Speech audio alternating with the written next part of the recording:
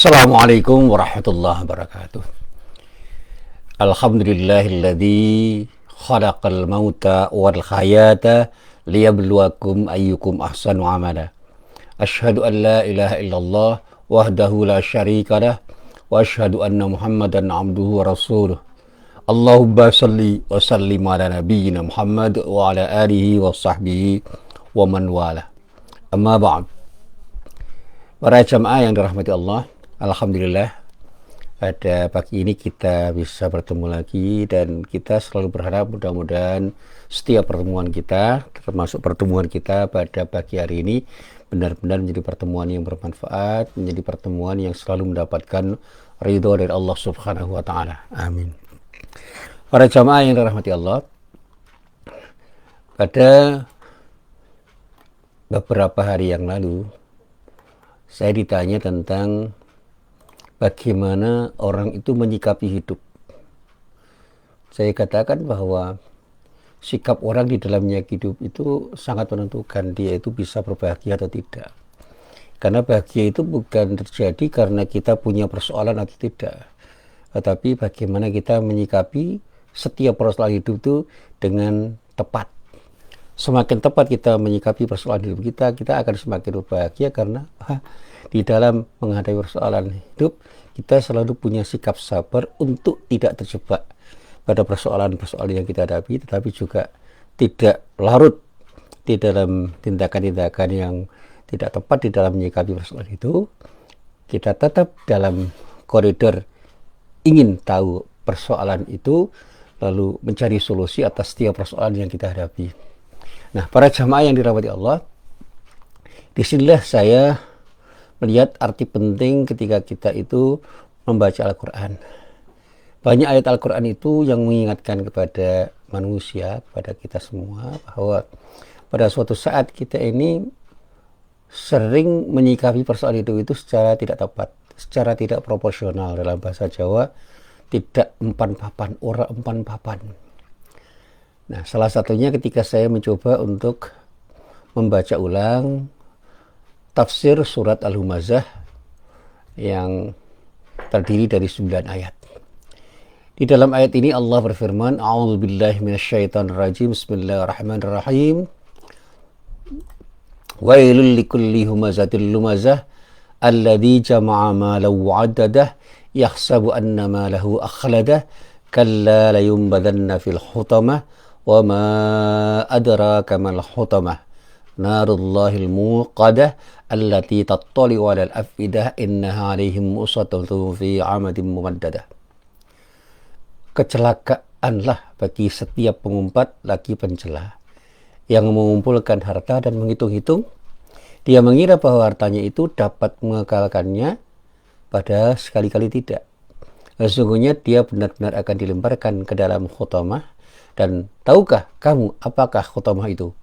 Yaitu api yang disediakan oleh Allah, yang dinyalakan, yang membakar sampai ke hati. Sesungguhnya api itu ditutup rapat atas mereka, sedang mereka itu diikat pada tiang-tiang yang panjang. Para jamaah yang dirahmati Allah, ayat ini lebih sering dimaknai pada ketika orang menyikapi hidup itu secara tidak tepat, karena dia menyikapi perolehan harta itu dengan sikap yang rakus, dan pada saatnya dia pelit untuk menggunakan harta itu dalam rangka untuk beribadah. Dia punya satu perhitungan bahwa dengan mengumpulkan dan menghitung-hitung serta bersikap pelit terhadap harta itu, dia memiliki harta itu. Padahal justru dia tidak memiliki harta itu, tetapi dia dikuasai oleh hartanya, yang dengan hartanya itu hawa nafsunya itu mengendalikan dirinya, bukan dirinya yang mengendalikan hawa nafsunya. Sehingga dia dikatakan masuk dalam jebakan khutama, yaitu kata yang mengisyaratkan sesuatu yang buruk, yang memang pada saatnya justru akan membuat mereka itu semakin terpuruk. Dan keterpurukan mereka itu pada akhirnya mereka lupa. Yang membuat mereka lupa. Terpurukan itu membuat mereka lupa untuk berpikir jangka panjang, sehingga kepentingan duniawinya itu diutamakan, tetapi kepentingan akhiratnya dilupakan sama sekali. Sehingga hidupnya itu justru dikuasai oleh kepentingan-kepentingan duniawinya dan lupa pada saatnya dia harus mempertanggungjawabkan kepada Allah pada setiap apa yang dikerjakannya, termasuk di ketika mereka memiliki dan mengumpulkan harta serta menghitung-hitung hartanya dan bersikap pelit dengan hartanya, utamanya ketika dia harus menggunakan hartanya itu dalam rangka untuk beribadah kepada Allah Subhanahu wa taala. Nah, para jamaah yang dirahmati Allah, terkait dengan ayat ini ada satu riwayat yang menyatakan tentang asbabun nuzul ayat ini. Diceritakan bahwa Atha dan Al-Kalbi menyatakan bahwa surat ini turun berkenaan dengan seorang yang bernama Akhnas bin Syuraik. Dia itu adalah orang yang senang menghina, mengecek, melecehkan orang dan mencaci setiap orang. Lebih-lebih mereka mencaci Nabi Muhammad sallallahu alaihi wasallam yang dianggap pantas untuk dicaci, dimaki, diejek, dihina, dan diremehkan. Muqatil berkata surat ini turun bukan berkenaan dengan seorang yang bernama Akhnas bin Syuraik, tetapi berkenaan dengan Al-Walid bin Al-Mughirah. Dia itu adalah orang yang suka mencela Nabi Muhammad SAW di belakang beliau. Di depan tidak mencela, tetapi di belakang dia mencela dan membantahnya bila berhadapan dengan beliau. Artinya apa? Ketika dia itu berhadapan dengan Nabi Muhammad SAW, dia selalu membantah, tidak mengapresiasi, tidak melakukan tindakan yang tepat untuk bisa menyikapi apa yang disampaikan oleh Nabi Muhammad SAW itu, meskipun apa yang disampaikan oleh Nabi Muhammad SAW itu adalah kebenaran yang nyata, yang memang dari sisi argumennya itu tidak akan terpatahkan. Tetapi dia selalu mencari celah untuk membenarkan pendapatnya dan menyalahkan apa yang disampaikan oleh Nabi Muhammad SAW dengan argumen-argumen yang kadang-kadang tidak tepat, karena dia seringkali melakukan kesalahan berpikir tetapi tidak disadari, atau mungkin menyadari, tapi karena keyakinannya terhadap apa yang sudah menjadi pendapatnya, apapun yang dikatakan oleh Nabi Muhammad SAW yang berseberangan dengan pendapatnya selalu dibantahnya. Di riwayat lain dikatakan Muhammad bin Ishaq, penulis sejarah Nabawi, mengatakan bahwa kita itu selalu mendengar bahwa surat ini turun berkenaan dengan orang yang namanya Umayyah bin Khalaf, yang sikapnya itu sama dengan Al-Walid dan Akhnas, yaitu tidak bersikap proporsional ketika menerima kebenaran dan selalu menghina, mengecek, meremehkan, mencaci Nabi Muhammad SAW dan mencaci kebenaran yang datang melalui Nabi Muhammad SAW. Nah, disinilah kemudian ayat ini turun terhadap orang-orang seperti mereka, yaitu siapa? Ya, dikatakan humazah dan lumazah. Wailul likulli humazatil lumazah, kecelakaanlah bagi setiap pengumpat lagi pencela seperti Umayyah bin Khalaf, seperti Al-Walid bin Al-Mughirah, seperti Akhnas bin Syuraik.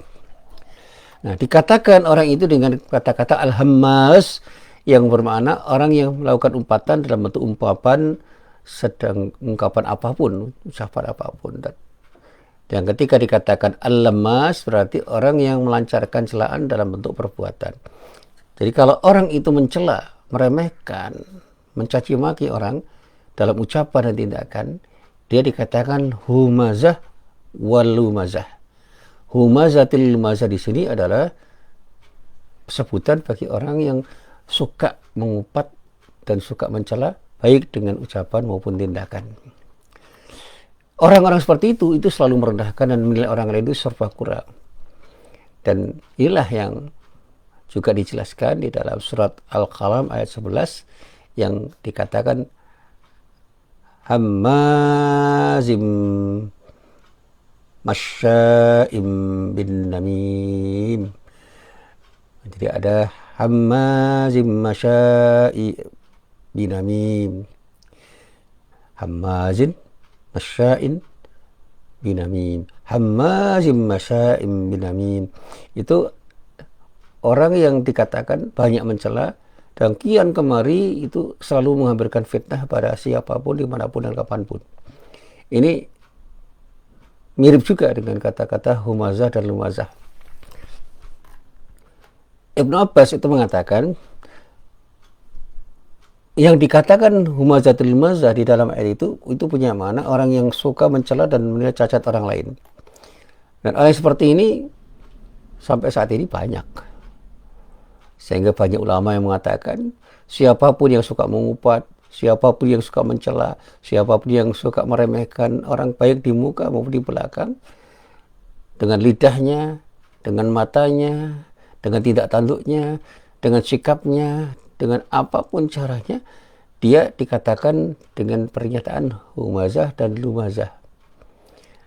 Mereka itu seperti orang-orang yang disebut di dalam Asbabun Nuzul itu, yaitu Al-Ahnas bin Syurek dan yang lain-lain. Dan sifat yang seperti ini itu bisa dimiliki oleh siapapun. Sehingga di dalam ayat ini Allah mengancam bahwa Allah tidak senang, Allah murka, Allah memberikan adab kepada orang yang seperti ini, yaitu orang-orang yang suka mencela, menghina, meremehkan, mengumpat, menyakiti hati orang, baik di hadapan orang itu maupun di belakang mereka. Siapa mereka? Mereka itu dikatakan alladzina ma'amala wa'adada. Orang-orang yang suka mengumpulkan harta dan menghitung-hitung. Maksudnya suka mengumpulkan dan menghitung-hitung harta yang karenanya dia menjadi kikir dan tidak mau menafkahkannya di jalan Allah. Nah, orang-orang pelit terhadap harta itu banyak. Dia memuji harta dan bukan menjadikan harta sebagai sesuatu yang membuat dirinya itu lupa kepada siapa yang memberi nikmat pada dirinya ketika dia mendapatkan harta, sehingga peroleh harta itu membuat dia semakin jauh dari Allah. Dan dikatakan dengan kecelakaan atau kebinasan, yang disebut dengan bahasa lain itu adalah sesuatu yang membuat dia sengsara. Dengan kata-kata wail. Wail itu adalah ungkapan celaan. Sehingga dikatakan wail siapa? Siapa wail itu? Siapa? Untuk siapa wail itu? Untuk siapa kecelakaan itu? Untuk siapa celaan Allah itu? Untuk setiap orang yang punya sikap suka mencela, suka mengumpat, suka menghina, suka meremehkan orang lain, bahkan ketika dia punya harta, dia memandang harta itu sebagai sesuatu yang akan membahagiakannya, dan dia lupa pada siapa yang memberikan harta, yaitu Allah Subhanahu wa Ta'ala. Orang yang sangat cinta pada harta, sangat senang pada harta, itu punya satu pendapat, seolah-olah tidak ada kebahagiaan, tidak ada kemuliaan dalam hidup kecuali kalau kita punya harta. Sehingga apapun caranya dia kepingin sekali memperoleh harta itu, dan pada saat dia memperoleh sebanyak-banyaknya dia peroleh, dia tidak akan pernah puas. Bahkan dengan kedudukannya yang sudah sangat tinggi, punya jabatan, punya segudang status sosial yang luar biasa, yang kemudian mengakibatkan dia itu dengan gampang mencari uang, itu dia akan selalu merasa kurang dengan perolehan itu. Karena dia dikatakan di dalam rangkaian ayat ini, yahsabu anna malahu akhlata. Dia mengira bahwa hartanya itu dapat mengekalkannya. Dia tidak merasa bahwa dia akan ditimpa musibah karena dia suka mencela, merobek-robek kehormatan orang lain. Karena kecokaannya juga ia lupa dan tidak sadar bahwa kematian akan selalu mengintainya, dan tidak berpikir tentang apa yang akan terjadi sudah mati, dan tidak merenungkan apa yang akan terjadi pada dirinya. Termasuk ketika dia punya harta, dia tidak punya keyakinan bahwa hartanya itu akan bisa mencelakakan dirinya sebagai akibat dari sikapnya yang tidak tepat terhadap hartanya itu. Sikap yang tidak tepat itu apa? Ya ketika dia mencintai harta dengan kecintaan yang berlebihan, dan pada saatnya karena kecintaan yang berlebihan, dia selalu mencari dan tidak pernah puas dengan proses pencariannya untuk hanya sekedar mendapatkan harta, dan bahkan dia merasa benar terhadap apapun yang dilakukannya ketika dia mencoba untuk melakukan semuanya karena keinginan untuk mendapatkan harta. Bahkan kehormatan dirinya itu jual hanya untuk mencari harta. Saya pernah berdiskusi dengan salah seorang yang pernah melakukan tindakan yang tidak benar ketika mencari harta. Kemudian mengatakan, kenapa dulu saya sedemikian rupa menjual harga diri saya untuk harta yang saya cari. Bahkan saya menjual agama saya untuk kepentingan harta itu, dan pada saatnya ketika saya sadar, saya menyesal. Kenapa saya harus terjebak pada sikap yang seperti itu? Saya katakan, itu yang terbaik. Anda bertobat pada saat yang tepat. Dan inilah yang diingatkan oleh Allah di dalam ayat-ayat yang menyarankan supaya kita tidak terjebak pada kecintaan kita terhadap harta secara berlebihan, sehingga kita lupa terhadap Allah yang memberikan harta itu sebagai alat untuk beribadah kepada Allah Subhanahu wa Ta'ala. Nah, kemudian di dalam ayat ini Allah menyatakan kesalahan sangkaan pengumpat dan pencerca bahwa harta yang dimilikinya itu menjamin dirinya akan tetap hidup di dunia selama-lamanya. Oleh karena itu, tindakan-tindakannya sama dengan tindakan orang yang merasakan hidup selama-lamanya, dan kalau dia mati tidak akan menerima balasan apapun atas apapun kesalahan yang pernah dilakukannya, karena dia merasa bahwa hidup di dunia ini adalah satu-satunya kehidupan yang tidak akan berlanjut pada kehidupan akhirat. Nah, di dalam ayat selanjutnya dikatakan kalla layumbadanna fil khutamah, sekali-kali tidak, sesungguhnya dia benar-benar akan dilemparkan ke dalam khutamah. Nah, sesudah mengancam orang-orang yang bersifat demikian itu, para jamaah yang bahagia, Allah menyatakan pada saatnya orang itu akan mendapatkan adab yang pedih. Apa yang menjadi sebab mereka itu mendapatkan siksa yang pedih? Karena sikap mereka yang tidak tepat terhadap dunia seisinya, utamanya terhadap harta, yang memandang bahwa harta itu segala-galanya, sehingga kesulitan apapun itu akan selesai dengan harta. Sekarang orang mengatakan pokoknya semua itu akan selesai dengan uang. Dan ancaman Allah ini tegas, siapa yang menyangka bahwa hartanya itu bisa menjamin hidupnya itu tenang, menjamin hidupnya itu bahagia, menjamin kebahagiaan selamanya. Dan bahkan dia mengatakan semua itu bergantung pada duit, itu dicela oleh Allah, dan pada saatnya akan mendapatkan siksa yang pedih di neraka karena tidak bisa menggunakan kenikmatan Allah itu sesuai dengan tujuan Allah ketika memberikan kenikmatan kepada dirinya. Akan ada satu riwayat dari Ali bin Abi Thalib yang pernah memberi nasihat, wahai Kumail. Nah, Kumail itu seorang yang dinasihati oleh Ali bin Abi Thalib, binasalah orang-orang yang menimbun harta padahal mereka masih hidup, sedang para ulama akan kekal abadi meskipun syahwat mereka sudah hilang, namun sifat-sifat keutamaan mereka tetap dikenang di dalam hati. Karena apa? Karena mereka, para ulama itu, tidak menggunakan dunia seisinya itu untuk membuat dirinya itu menjadi lupa kepada Allah. Justru dengan ingat kepada Allah, apapun yang didapatkannya itu dia gunakan untuk beribadah kepada Allah. Sementara penimbun harta itu tidak kenal terhadap Allah, dan bahkan tidak membuat mereka ingat pada Allah itu, sehingga orang itu hanya ingin menimbun harta dengan sebanyak-banyaknya dengan cara apapun, termasuk dengan cara menyalahi aturan-aturan Allah. Dan inilah yang dimaksud di dalam ayat ini, bahwa penimbun harta itu akan cela, dikutuk, dibenci, karena dia tidak akan mendapatkan apa-apa dari harta mereka.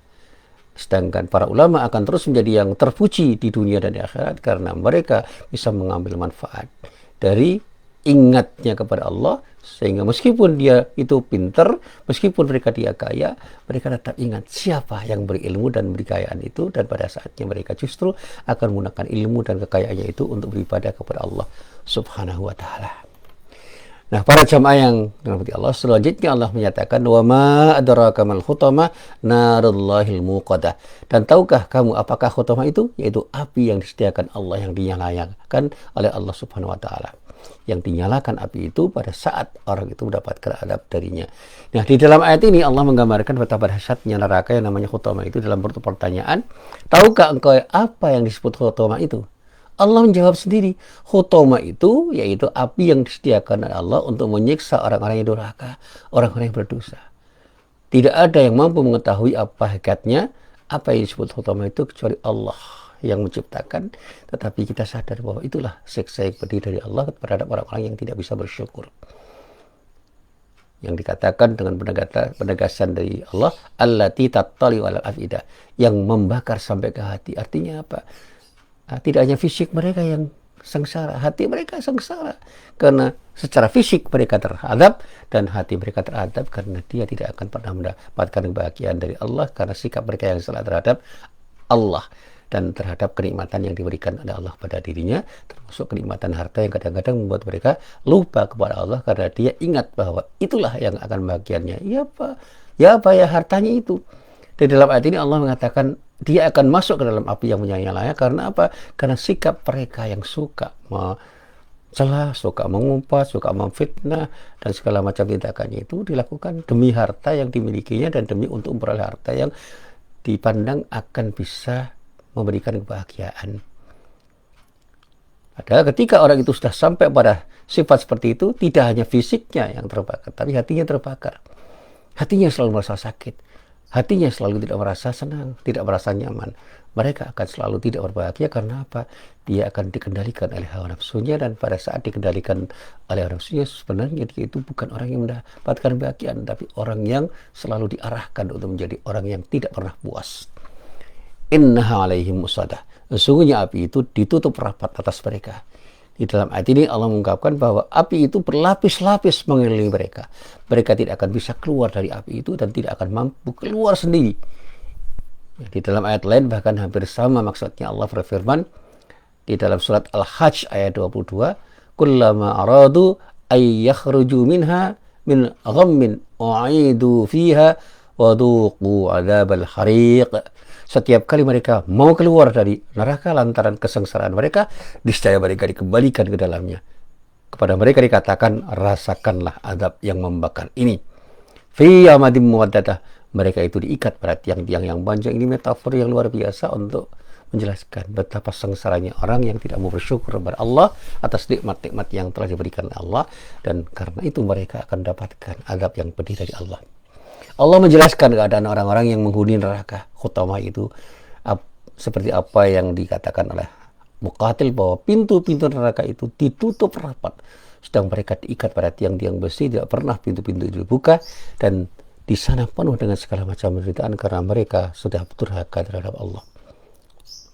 Nah, rangkaian kalimat ini itu adalah rangkaian kalimat untuk menyatakan bahwa mereka akan mendapatkan azab yang besar dari Allah. Mereka tidak akan bisa keluar dari azab Allah karena Allah menghendaki mereka untuk selalu mendapatkan azab karena ketidakmauan mereka untuk menyadari kesalahan yang mereka perbuat, utamanya ketika mereka memiliki harta dan dengan harta itu mereka merasa mulia dan suka mencela terhadap orang-orang yang tidak memperoleh sesuatu seperti apa yang mereka peroleh. Nah, sekarang kalau ilustrasinya dipermudah, pertanyaannya, ada nggak orang kaya yang tidak menghormati orang miskin? Kalau kita permudah lagi, ada nggak orang pintar yang punya ilmu, yang merasa ilmunya itu di atas ilmunya orang lain, lalu dia meremehkan orang yang dianggap bodoh? Terlalu banyak. Dan bahkan banyak pejabat yang meremehkan rakyat, pada jabatan mereka itu amanah dari Allah dan amanah rakyat yang dibebankan kepada mereka agar mereka berbuat sesuatu yang terbaik untuk rakyatnya. Mereka seharusnya bekerja untuk kepentingan rakyatnya, bukan bekerja untuk kepentingan dirinya atau kelompoknya dengan cara menyengsarakan rakyat. Saya pernah ditanya tentang nalar pajak. Saya katakan nalar pajak di dalam Islam itu bukan sesuatu yang membuat mereka yang dipajaki itu sesaran, tapi adalah nalar yang dibangun dengan cara yang tepat. Bahwa pajak itu diterapkan kepada siapapun yang punya kewajiban untuk membayarnya, karena mereka telah menggunakan sesuatu yang mengharuskan mereka itu membayar apa yang dia gunakan sebagai fee atau upah, sebagai konsekuensi logis saja. Sehingga mereka yang tidak menggunakan peluang-peluang yang diberikan oleh pemerintah itu tidak layak dipajak. Bahkan pemerintah yang baik adalah pemerintah yang selalu memberikan peluang pada rakyatnya untuk mendapatkan kemanfaatan dari apa yang mereka perbuat, karena negara itu diurus oleh pemerintah untuk menyejahterakan rakyat. Sehingga bahkan yang ideal itu adalah zero tax, negara tanpa pajak, karena rakyat tersejahterakan dengan kesejahteraan yang dibangun oleh pemerintahnya, sehingga mereka tidak perlu membayar pajak. Sehingga pajak apapun menjadi nihil, tidak ada, karena apa? Pemerintah sudah cukup dengan perolehan-perolehan yang bisa didapatkan tanpa membebani rakyat dengan pajak. Itu yang ideal. Tapi kalau ada pajak, itu bukan karena beban yang harus dibebankan kepada rakyat, tetapi rakyat berterima kasih kepada apa yang diperankan oleh pemerintah, sehingga mereka itu kembali memberikan sesuatu yang terbaik untuk pemerintah karena merasa telah mendapatkan perlakuan yang terbaik.